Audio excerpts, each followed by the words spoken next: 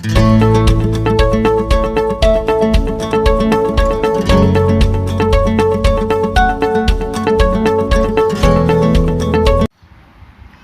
Students, आज का हमारा टॉपिक है relation between nearest neighbour distance यानी कि D, radius R of the atom and edge length A of the unit cell. ठीक है, आप पहले इसको समझ ले ये है क्या। ठीक है, और थोड़ा सा इसमें अब मैं आपको एक ऐसी बात बताऊंगा जो अभी जो भी हमने पढ़ा है, ठीक है ना, उसको थोड़ा सा और आपको अच्छे से क्लियर हो जाएगी बात। तो देखेंगे इसमें पहली बात ये है कि जो एटम्स होते हैं ना, आपको मैंने बात बताई कि कोई भी अगर सपोज़ जैसे ये एक सिंपल क्यूबिक यूनिट सेल ये बना हुआ है। एक्चुअली में हमने देखा है जितने भी यूनिट सेल हमने पढ़े हैं, या आप यही वाला अगर देख लें यूनिट सेल, तो आप देखेंगे इसमें कि जो एटम्स हैं आपको दिख रहा होगा इसमें बहुत दूर दूर बना रखे हैं हमने, है ना, और बीच में हमने लाइंस ड्रॉ की हुई हैं। लेकिन एक्चुअली में जो सॉलिड्स होते हैं उसमें एटम्स दूर दूर नहीं होते। एटम्स बिल्कुल क्या होते हैं, एक दूसरे के पास पास होते हैं। तो आप यहाँ देखें, जो भी मैंने ये ड्रॉ किया है, ये जो सिंपल क्यूबिक यूनिट सेल है ना, वो एक्चुअली में ऐसा होता है। 4 एटम्स जैसे ये बने हुए हैं और 4 एटम्स क्या होते हैं, इसके पीछे होते हैं। अभी आपके सामने एक इमेज आ जाएगी, उस इमेज में आप देखेंगे कि ये एटम्स किस तरीके से अरेंज होते हैं। ठीक, अब एक बात आप देखिए, मान लीजिए किसी भी एक स्फेयर की रेडियस है कितनी, आर। किसी भी एक स्फेयर की जो रेडियस है वो कितनी मान लेंगे हम, आर। ठीक है, ये रेडियस इसकी आर है। ये भी एक एटम है, इसकी भी रेडियस कितनी होगी, आर होगी। मतलब ये जो एटम्स होते हैं ना, इनके सेंटर्स को जोड़कर ही क्या बनता है, हमारा क्यूब बनता है। तो ये जो आपको दिखाई दे रही है लेंथ, ये कितनी हो जाएगी हमारी, 2r हो जाएगी। क्या हो जाएगी, ये 2r हो जाएगी ये। और ये 2r किसके इक्वल होगी, ये जो क्यूब बनेगा उसकी एज के इक्वल होगी, यानी कि a के इक्वल होगी। तो यहाँ से हमारा एक फॉर्मूला आ जाता है, r इक्वल टू क्या होगा, a/2, simple cubic unit cell के लिए। आप ये बात आप बिल्कुल दिमाग में बिठा लें अच्छे से कि एटम्स भले ही आपको यहाँ पर दूर दूर दिखाई दे रहे हो, लेकिन एक्चुअली में ये एटम्स बिल्कुल पास पास है, इनके बीच में गैप बिल्कुल भी नहीं है। और इसी बेसिस पर हम ये सारे डेरिवेशंस अभी यहाँ पर करेंगे। ठीक है, यहाँ पर हमें आर समझ में आ गया क्या होता है, एटम्स की रेडियस होती है। ए हमें समझ में आ गया, एज लेंथ होगी इसकी। डी यहाँ पर क्या है, डी क्या होगा, कोई भी दो जो नियरेस्ट एटम्स हैं उनके बीच का डिस्टेंस। अब जैसे सिंपल क्यूबिक यूनिट सेल था, ठीक है, सिंपल क्यूबिक में दो जो नियरेस्ट एटम्स हैं हमारे, दो जो नियरेस्ट एटम्स हैं वो यही वाले कहलाएंगे। ये हो गए, या ये दोनों हो गए, या ये दोनों हो गए। और हर एक की एज लेंथ यहाँ पर सेम ही है, कितनी, ए। तो इसलिए यहाँ पर ए जो है वो किसके बराबर होगा, डी के बराबर होगा। लेकिन अगर हम किसी और में देखें, जैसे फेस सेंटर्ड क्यूबिक में नीचे अगर हम देखते हैं, तो यहाँ पर आप ध्यान रखेंगे डी जो है, एज लेंथ तो हमें ए दिख ही रही है, ये हमारी क्या होगी, एज लेंथ होगी। लेकिन डी जो है वो ये माना जाएगा। ये जो डिस्टेंस होगा इसको हम क्या बोलेंगे, डी कह देंगे। तो इसलिए सारे फॉर्मूलेस जो होंगे यहाँ पर अलग अलग आएंगे। तो फिर शुरू करते हैं। सबसे पहले आप देखेंगे सिंपल क्यूबिक स्ट्रक्चर में कोऑर्डिनेशन नंबर होता है इसका 6। और अगर ए इसकी साइड है यूनिट सेल की, तो डिस्टेंस जो होगा कैसे निकालेंगे, तो देखो अभी मैंने करके बताया था। ये तो रेडियस आर जो है एटम्स की, वो किसके बराबर होगी, d/2 यानी कि a/2 के। इसका यही एक फॉर्मूला हमने पढ़ना है। ठीक है, नेक्स्ट आ जाते हैं अब हम फेस सेंटर्ड क्यूबिक पर। तो देखो इसका कोऑर्डिनेशन नंबर कितना होता है, 12 होता है।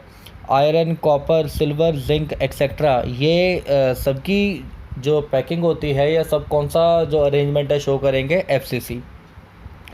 अब अगर मान लो इसमें यूनिट सेल की जो एज लेंथ है वो कितनी है, a है। ठीक है, तो डिस्टेंस जो होगा between two nearest atoms is a/√2। Nearest atoms के बीच का जो डिस्टेंस होगा वो a/√2 होगा।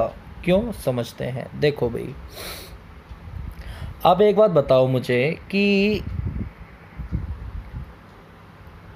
देखो ये आपको दिया हुआ है, ये जो एज लेंथ है कितनी है, a, ये भी हमारी होगी कितनी, a। ठीक है, मैंने बताया जो नियरेस्ट एटम्स हैं वो मतलब ए, इससे जो नज़दीकी जो एटम है, सबसे नज़दीकी एटम यही होगा, मतलब सी और ये बीच वाला, या ए और ये वाला, ठीक है ना। तो यही एटम्स हमारे सबसे नियरेस्ट एटम्स होंगे। तो इस डिस्टेंस को हम क्या बोल देंगे, डी बोल देंगे। क्या बोल देंगे इस डिस्टेंस को हम, डी, ठीक है। तो अब हमें डी पता चले, इसके लिए हमें क्या पता होना चाहिए, एसी पता होना चाहिए। तो हम पहले क्या करेंगे, पाइथागोरस थ्योरम लगाएंगे। ये देखो यहाँ पर, ये क्योंकि इस क्यूब है तो इस एंगल कितना होगा, 90 डिग्री।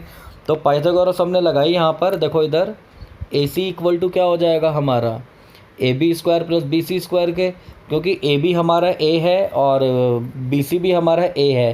तो ए सी स्क्वायर की वैल्यू कितनी हो जाएगी, 2a स्क्वायर। तो यहाँ से ए सी की वैल्यू क्या निकाल देंगे हम, a√2। ए सी की वैल्यू क्या हो जाएगी स्टूडेंट्स यहाँ पर, a√2। अब आपको ए सी नहीं चाहिए, आपको तो डी चाहिए, है ना, ये वाला पार्ट।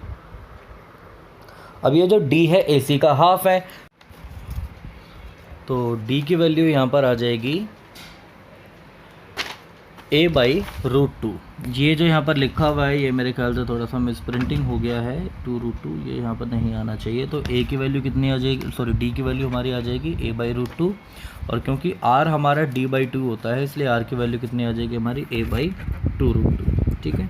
चलिए अब हम आगे देखते हैं। नेक्स्ट आएगा हमारा body centred cubic. Body centred cubic में आप देखेंगे इसका कोऑर्डिनेशन नंबर होता है कितना, 8। For example CSCl, CSBr, TiCl और TiBr, ये इसके एग्जांपल्स हो जाएंगे, ठीक है। तो देखो कोऑर्डिनेशन नंबर जो होता है ईच आयन का इसमें 8 होता है। अब इसका हम एक डेरिवेशन करते हैं, क्या इसका फॉर्मूला निकल कर आएगा, ठीक है। अच्छा, सबसे पहले आप इसमें ये देखें कि नियरेस्ट जो एटम है वो कौन सा है। क्या देखना है अपने स्टूडेंट्स इसमें कि नियरेस्ट एटम कौन सा है, ठीक है ना। तो आपको इसमें दिख रहा होगा हम बॉडी सेंटर्ड के बारे में बात कर रहे हैं। बॉडी सेंटर्ड में मतलब ये जो एटम है क्या होगा, बिल्कुल बीच में होगा, बॉडी के सेंटर में होगा, ठीक है। अब इससे सबसे पास का जो एटम होगा वो कौन सा होगा, इसका सबसे पास का एटम कोई भी एक कॉर्नर वाला जो एटम होगा, भाई सारे ही कॉर्नर के जो एटम्स होंगे इससे बिल्कुल इक्वल डिस्टेंस पे ही होंगे, है ना। तो कोई भी हम एक ले सकते हैं। तो हमने क्या करा, सी को डी से ज्वाइन करा और नीचे जो ए और डी है इनको भी हमने ज्वाइन करा। एज लेंथ हम पता ही है हमें ए होती है, तो हम पहले एक ये ट्रायंगल लेंगे ए बी डी ट्रायंगल में आप पाइथागोरस थ्योरम लगाएंगे तो ए डी की वैल्यू आप निकाल देंगे। हम जानते हैं अच्छे से पाइथागोरस थ्योरम लगाकर ए डी की वैल्यू यहाँ से निकल कर आ जाएगी √2a, या ए डी स्क्वायर अगर हम कहें तो 2a निकल कर आ जाएगा, सॉरी 2a स्क्वायर, ठीक है। अब ये जब निकल गया, अब आप एक ट्रायंगल ले लेंगे ACD। कौन सा ट्रायंगल लेना है हमने, ACD ट्रायंगल में भी हम ऐसा ही करेंगे। तो यहाँ आप क्या देखेंगे, हमारा जो CD का स्क्वायर किसके बराबर हो जाएगा, AC के स्क्वायर प्लस AD के स्क्वायर के। AC की वैल्यू हम जानते ही हैं A है, और AD की मैंने अभी अभी आपको बताई निकाली, यहाँ पर कितनी आ रही थी, √2a AD की वैल्यू, और AD स्क्वायर की वैल्यू यहाँ पर क्या हो जाएगी, 2a स्क्वायर हो जाएगी, ठीक। तो CD इक्वल टू क्या हो जाएगा हमारा, √a square plus 2a square, यानी कि 3a स्क्वायर आ जाएगा। और जब स्क्वायर हम रूट यहाँ से हटाएंगे तो ये कितना हो जाएगा हमारा, a√3। तो स्टूडेंट्स CD की वैल्यू यहाँ पर आ जाएगी a√3। अब आपको क्योंकि D निकालना है और D क्या होगा, CD का हाफ होगा, तो इसलिए वो हो जाएगा हमारा CD/2। और CD की वैल्यू a√3 है, तो D की वैल्यू क्या हो जाएगी, a√3/2। इसी तरह से R जो होगा, R क्या होता है, D का हाफ होता है, तो इसलिए R की वैल्यू क्या हो जाएगी, a√3/4, यानी कि D/2। तो ठीक है स्टूडेंट्स, ये आपको समझ में आ गया होगा अच्छी तरीके से। हमने यहाँ पर 3 इंपॉर्टेंट एक डेरिवेशन कर लिए हैं। कई बार एग्ज़ाम्स में ये डायरेक्ट डेरिवेशंस पूछ लिए जाते हैं या इनसे रिलेटेड क्वेश्चंस आते हैं, ठीक है। नेक्स्ट इसके बाद है हमारा size of tetrahedral and octahedral voids. इसमें हम क्या करेंगे, आपने इसमें इतना देखना है कि जो रेडियस जो होती है टेट्राहेड्रल वॉइड की, उसको हम बोलते हैं स्मॉल r, और वो किसके बराबर होती है, 0.225 r के बराबर। r यहाँ पर क्या होता है, एटम की रेडियस होती है, स्फीयर की रेडियस होती है। और जो ऑक्टाहेड्रल वॉइड की रेडियस होती है वो 0.414 r होती है। इसका डेरिवेशन होता है पर हमें वो नहीं करना है डेरिवेशन, ठीक है ना। तो आप इसको ऐसे ही याद रखेंगे। Here r is the radius of sphere in the closed pack arrangement in ionic compound anions are present in packing and cations occupy the voids. ये एक थोड़ी सी नहीं, बहुत ज़्यादा एक इम्पॉर्टेंट लाइन है जिसको आपने याद रखना है। आयनिक कंपाउंड में एनायंस जो होते हैं वो पैकिंग में होते हैं, और कैटायंस जो होंगे वो आप हमेशा याद रखेंगे वो वॉइड्स में होते हैं। किस में होंगे? वो वॉइड्स। ठीक है। For cations occupying tetrahedral voids, cation के रेडियस का फॉर्मूला ये हो जाएगा, और for cations occupying octahedral void उसका फॉर्मूला एक ये हो जाएगा। ठीक है। इसके बाद ठीक है, पढ़ लेते हैं इसको पूरा। टॉपिक है हमारा इंटरस्टिशियल कंपाउंड। तो देखो इंटरस्टिशियल कंपाउंड क्या होते हैं। The tetrahedral void is smaller than octahedral void. ये भी एक इंपॉर्टेंट बात है जो आपको याद रखनी है कि जो टेट्राहेड्रल वॉइड होता है ना वो साइज़ में स्मॉलर होता है किससे? ऑक्टाहेड्रल वॉइड से। मैक्सिमम रेडियस आर जो होती है ऑक्टाहेड्रल वॉइड की वो इक्वल होती है कितनी? 0.414 आर, अभी बताया था। ट्रांजिशन मेटल जो होते हैं accommodate atoms of small size such as hydrogen, boron, carbon and nitrogen in the voids of their crystal lattice. Thus in transition metal hydrides, borides, carbides and nitrides, the non-metal atoms hydrogen, boron, carbon and nitrogen are respectively accommodated in interstices. These compounds are called interstitial compound. सीधे शब्दों में अगर हम समझें तो आप इसको ऐसा कह सकते हैं, इंटरस्टिशियल कंपाउंड्स ऐसे कंपाउंड्स होते हैं जिसमें क्रिस्टल लैटिस के बीच में या कहीं पर भी कोई जो स्मॉल एटम्स हैं जैसे हाइड्रोजन, बोरोन, कार्बन या नाइट्रोजन, अगर वो उसके अंदर अकोमोडेट हो जाते हैं, उसके अंदर अगर आ जाते हैं, तो उस ऐसे कंपाउंड्स को हम क्या बोलेंगे? Interstitial compounds. नेक्स्ट है radius ratio effect and shape of crystals. तो इसमें हम क्या देखेंगे?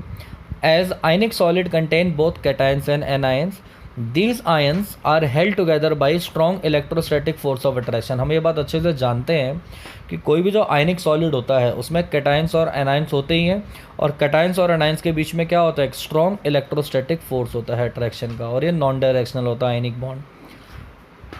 नॉन डायरेक्शनल का मतलब क्या होता है? आपको पहले भी मैंने बात बताई थी, है ना, कि इसकी कोई आयनिक बॉन्ड की शेप या स्ट्रक्चर हम नहीं बना सकते जैसे हम कोवलेंट बॉन्ड में बनाते हैं।